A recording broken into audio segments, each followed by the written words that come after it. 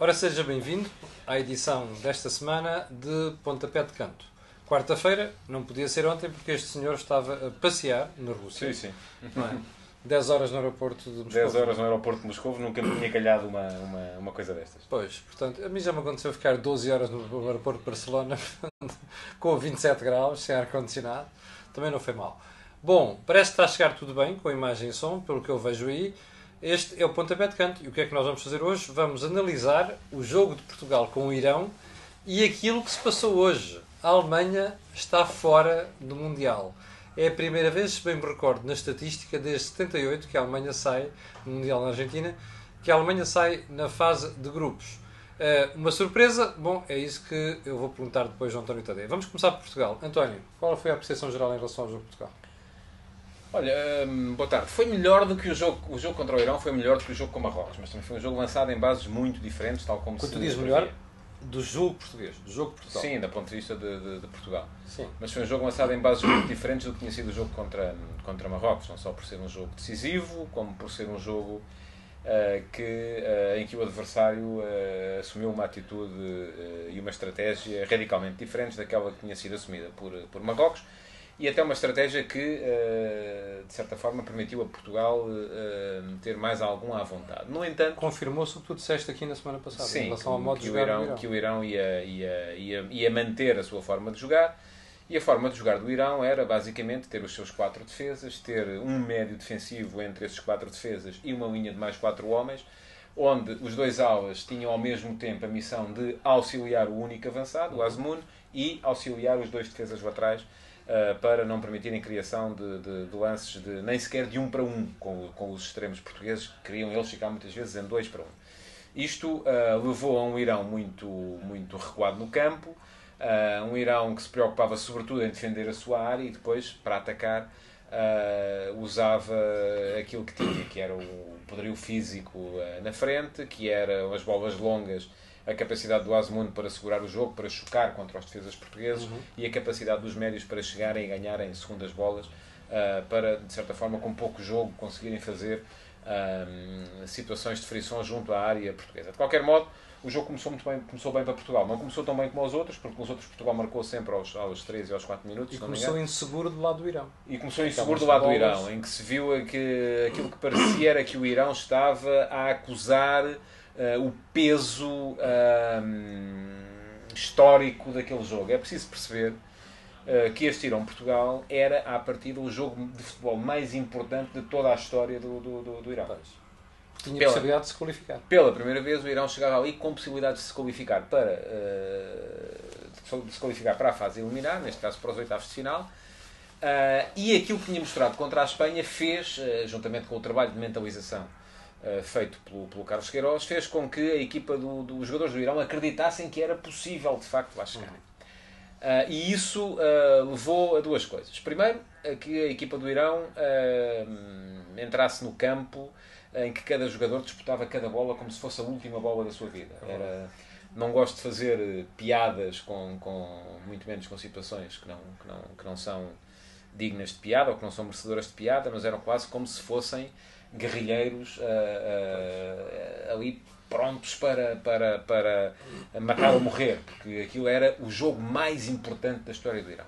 Em linguagem futebolística, deixaram a pele em campo. Exatamente. Em segundo lugar, fez com que alguns deles também, e eu também acho que aí houve alguma influência do ambiente infernal que se vivia no estádio, na Arena de Mordóvia, em Saransk, com muita vuvuzela, muito barulho. Eu estive a fazer diretos no relevado com o Hugo Gilberto antes do jogo, e ele estava a 1 metro de mim e eu não ouvia o que ele estava a dizer.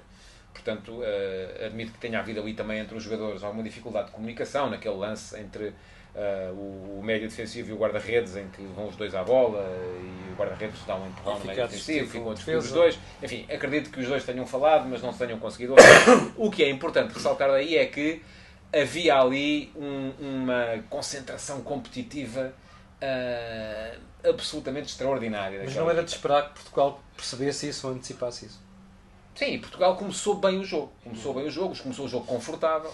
até ao momento em que, e eu julgo que terá sido por volta dos 15, 20 minutos, entre os 15 Carlos Queiroz mandou o Asmun, o ponta de lança, cair em cima do William Carvalho, que estava a mandar no jogo a seu belo prazer. Essa até eu percebi que houve uma alteração do jogo, que eu não sou especialista. Mas diz-me uma coisa, o William Carvalho cai na esparrela. Sim, mas não pode fazer outra coisa. Portugal, a partir do momento em que tem um jogador, o William Carvalho não pode ir de repente pegar no jogo junto à linha lateral, tem que pegar no jogo ali. Ou então Portugal tem que encontrar outra forma de superar aquela circunstância. Uma coisa é teres um médio defensivo que baixa muitas vezes para o espaço entre os centrais para fazer a saída de bola a 3, médio defensivo, defesa central, projeta aos dois laterais para darem imediatamente profundidade e largura nos corredores, e a saída de bola é feita assim. A partir do momento em que o jogador que está encarregue dessa saída de bola, desse início da organização ofensiva, está a ser marcado, aquilo que é preciso fazer é encontrar outra forma de fazer a saída de bola. Mas não deviam ser os outros jogadores a fazer corredor de passe para o William poder escapar? Sim, mas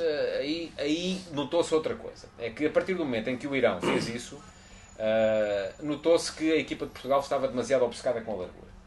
E o que é que eu quero dizer com isto?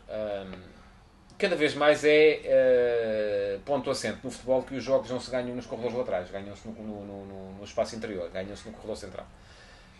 As grandes evoluções táticas do futebol nos últimos anos, quase todas elas tiveram origem Guardiola em Barcelona, passam por perceber isso.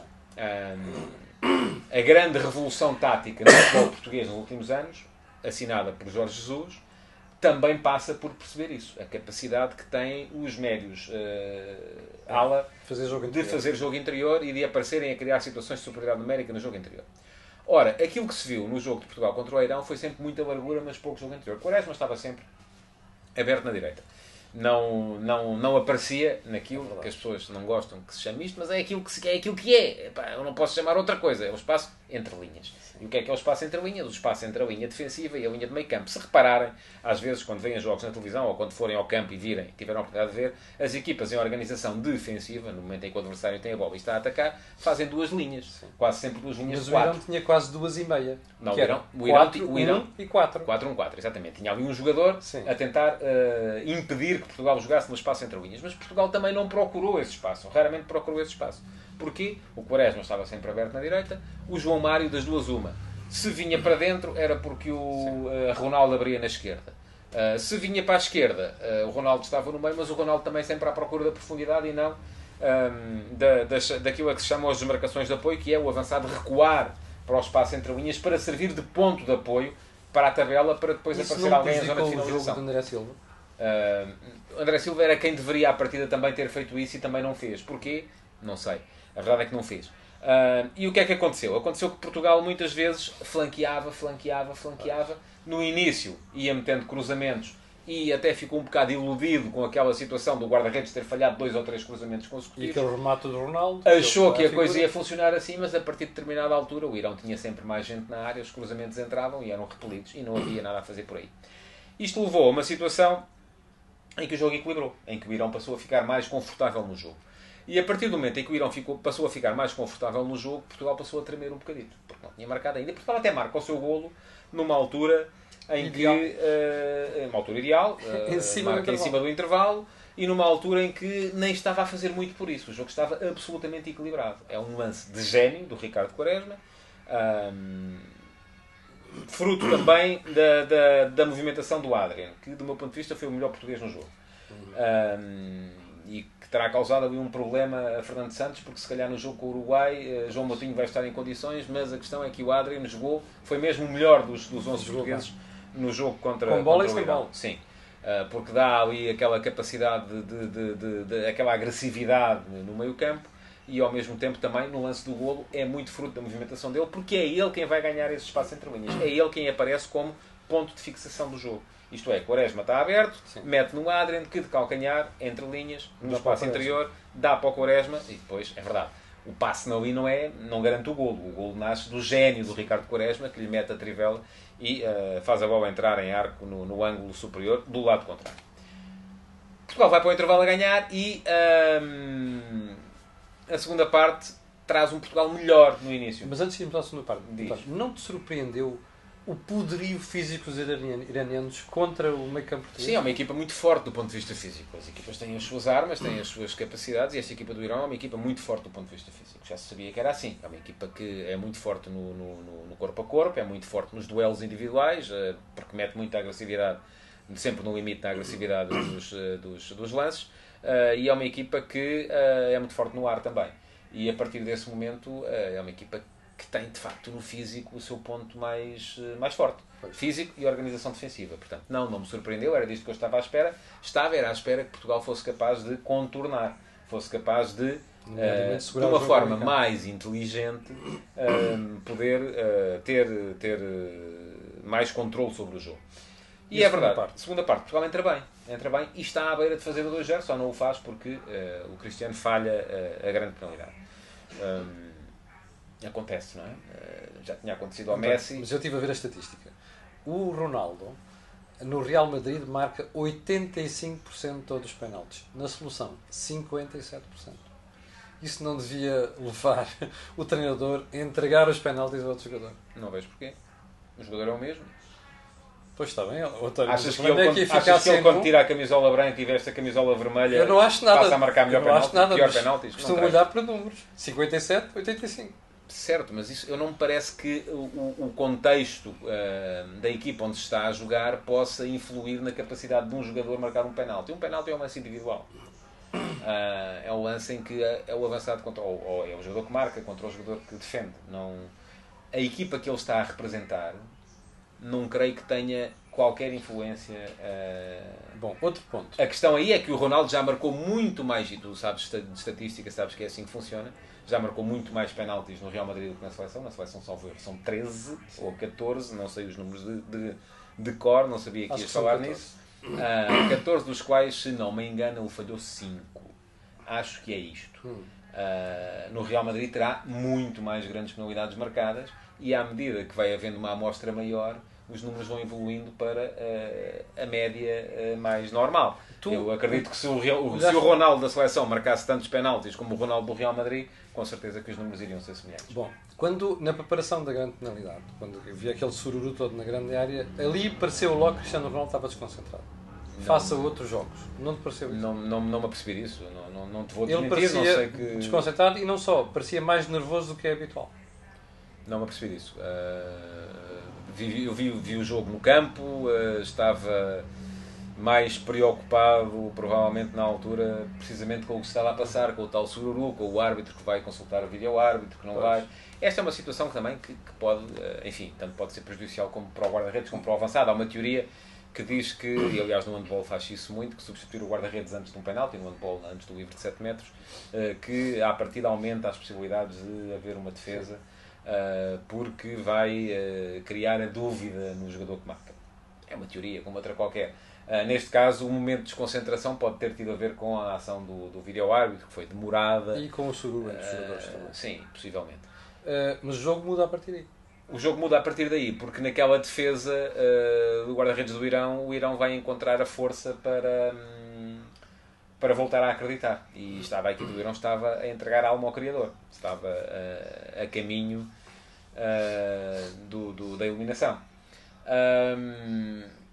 A partir daí, parece-me que o Irão começou a jogar com o nervosismo, e aí sim parece-me que a seleção portuguesa ficou nervosa. Na esmagadora maioria dos seus integrantes, a equipa ficou um bocado nervosa. É normal.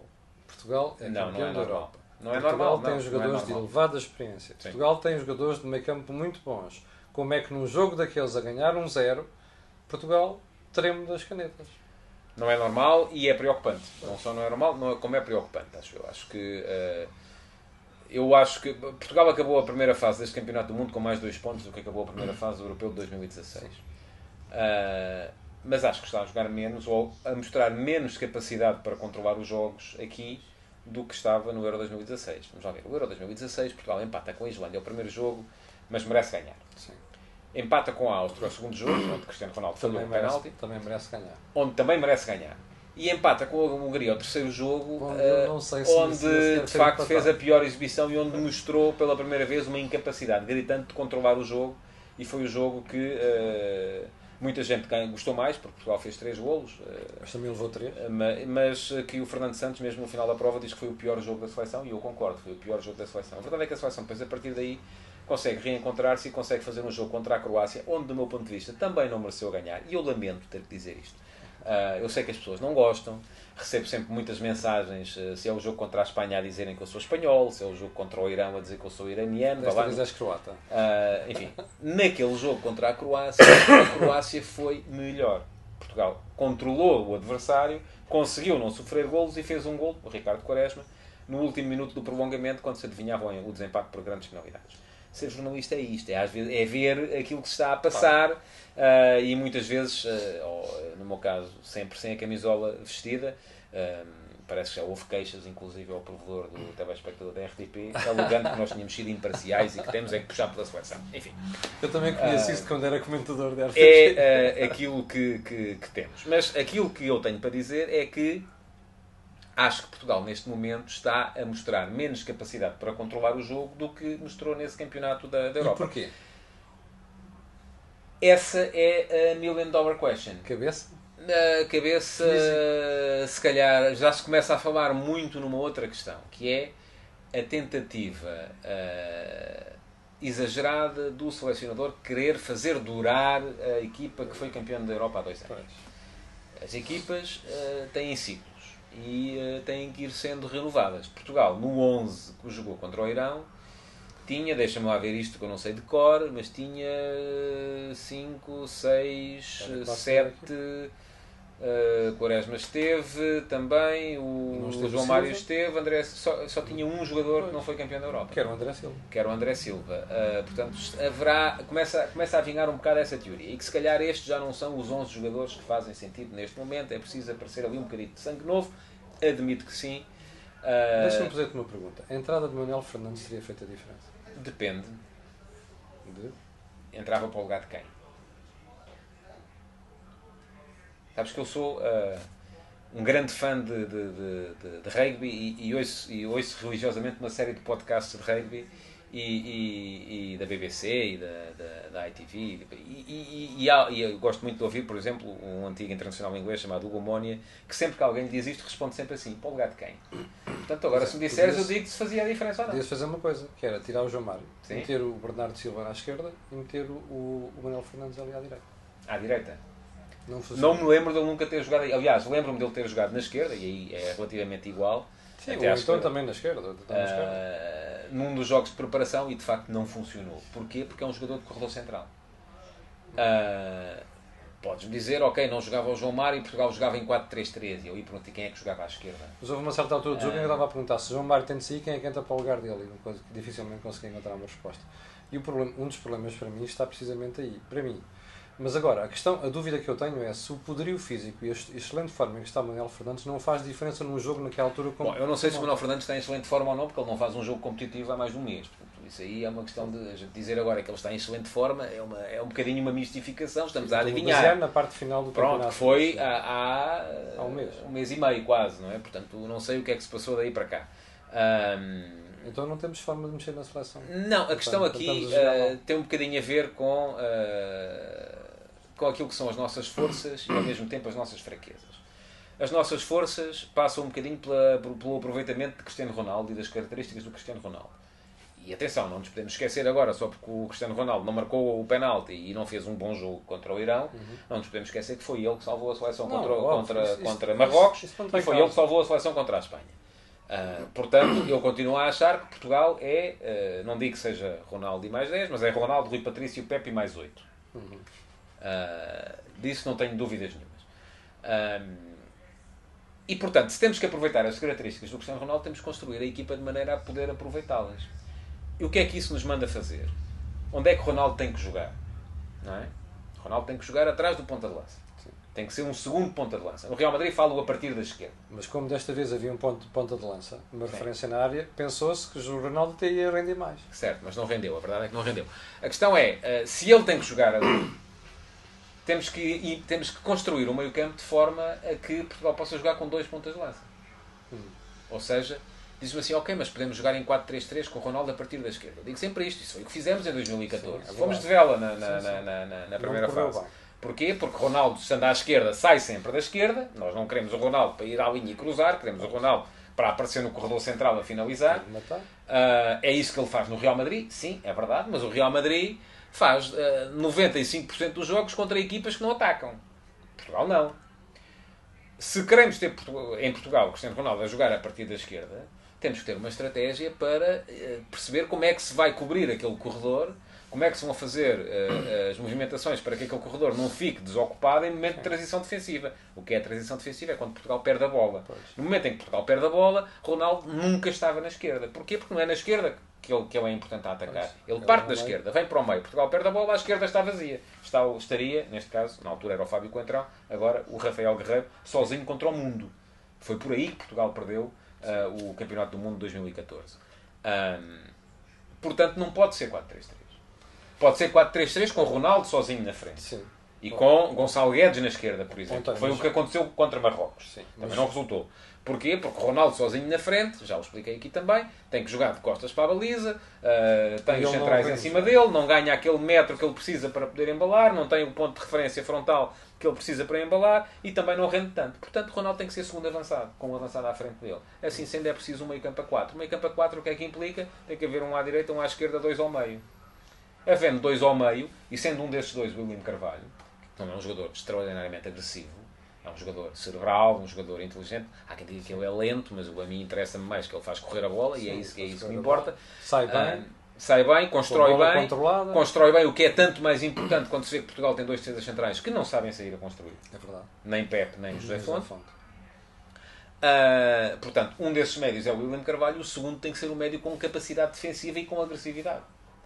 Só há dois jogadores para fazer esse lugar, que são o João Moutinho e o Adriano Silva. Isso leva-nos a que temos depois as duas alas vagas. Pode Manuel Fernandes jogar numa dessas alas? Eu acho que não. Eu acho que Manuel Fernandes é um jogador para jogar no corredor central como terceiro médio. Faz a mesma posição que faz o Bruno Fernandes.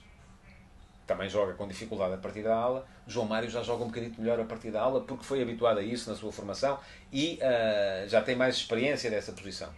O que não quer dizer que o esteja a fazer bem neste campeonato. Não está. O João Mário? Sim. Pois, e o que é que tu achas que é o problema aí naquela zona com o João Mário? É a falta de ritmo competitivo? Eu acho que é mesmo uma questão de baixo rendimento. Agora, porque é que ele está a render pouco? Olha, não sei.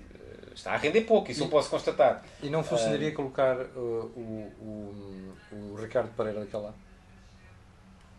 Como médio esquerdo?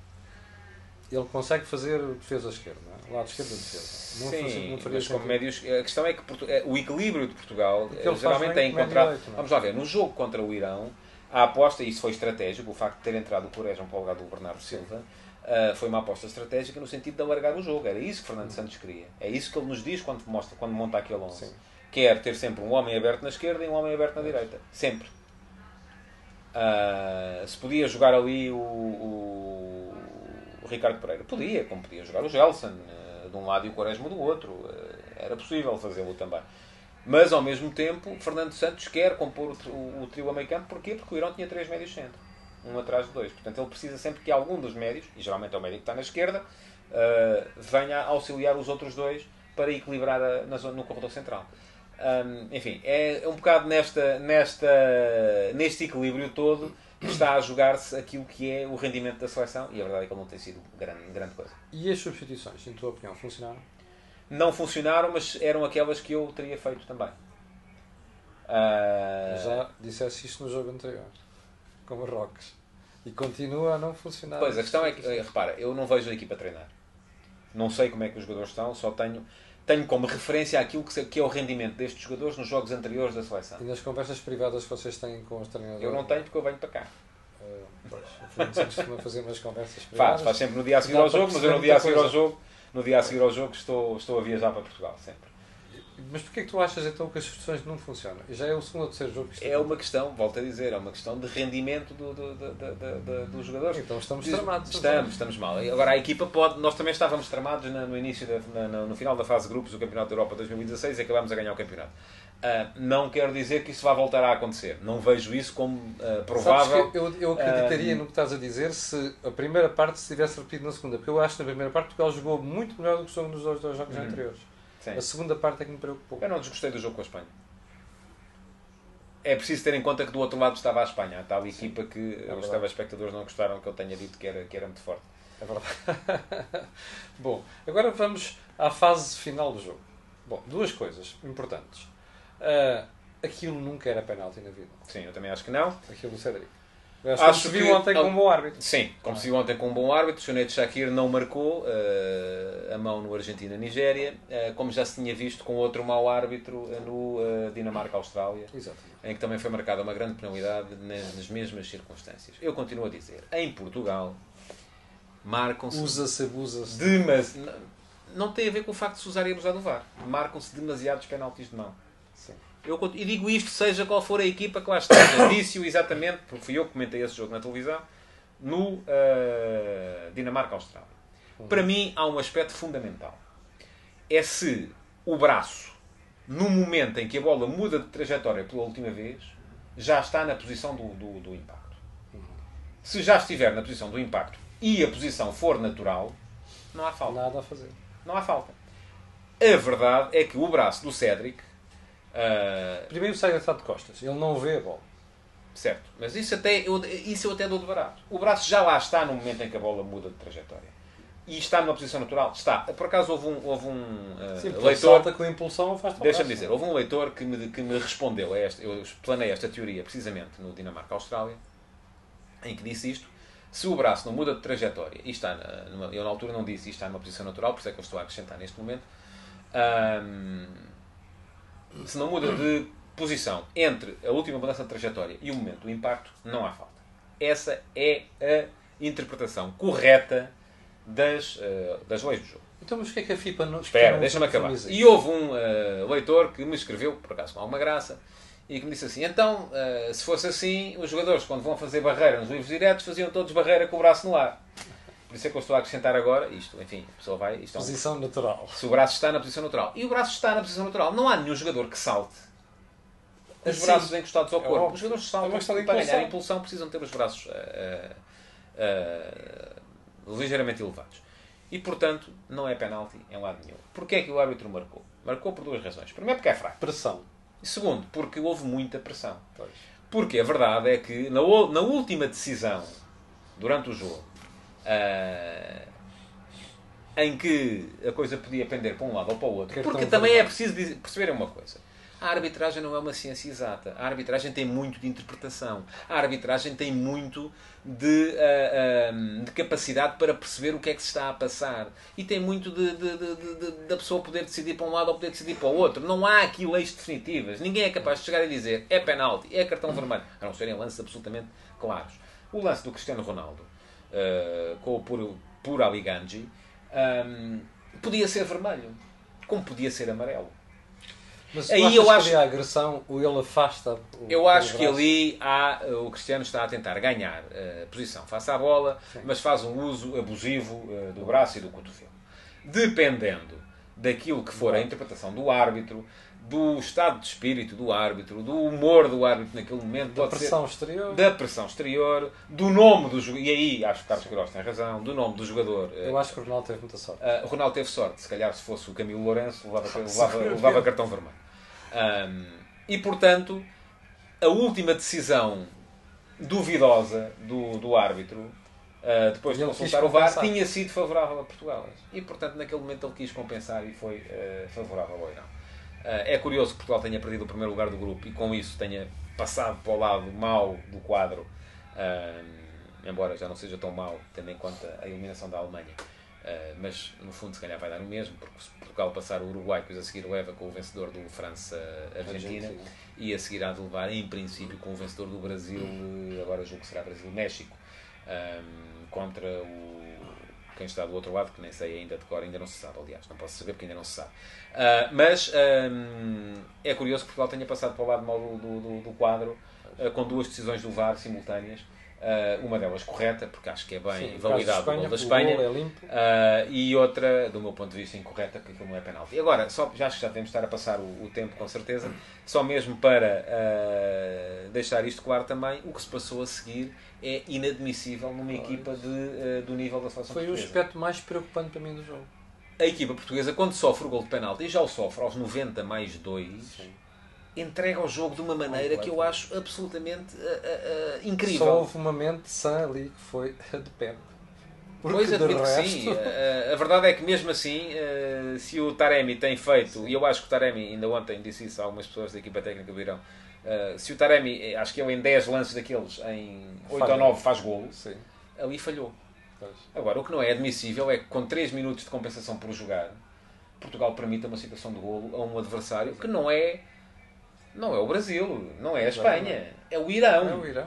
E isso de facto é preocupante e deixa-nos Fernando Santos deve estar com muitas dores de cabeça neste preocupados para aquilo que vem aí no jogo contra o Uruguai. António, já agora, Uruguai, não achas que era a pior equipa que nos podia ter saído? Acho, mas agora não há nada a fazer, é jogar contra eles e pronto.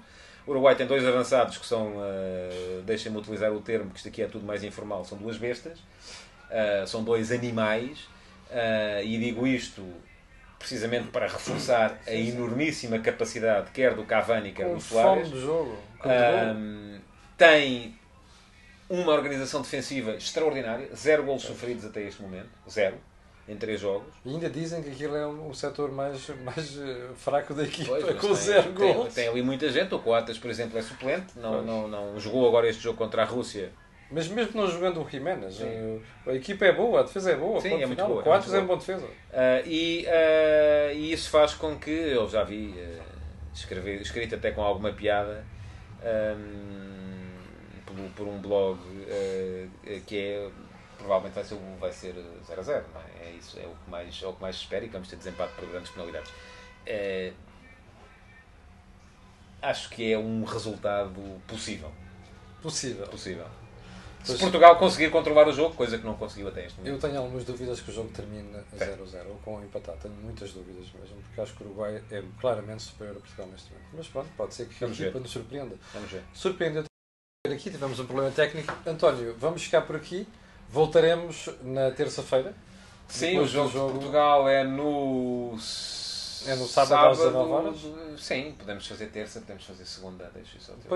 Ou até mesmo segunda-feira, que está mais fresquinho para podermos fazer essa análise. Olha, já não tens mais nenhum jogo neste momento na Rússia para fazer? Tenho. Uruguai. Vais fazer o sábado? Sim. Muito bem.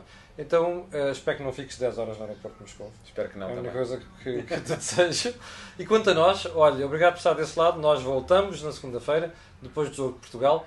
Hopefully, para chegar aos quartos de final. Se não, aqui estaremos para analisar. E mesmo para o final, olha, ponha aí um gosto e faça partilha nas redes sociais. Muito obrigado e até segunda-feira. Com licença.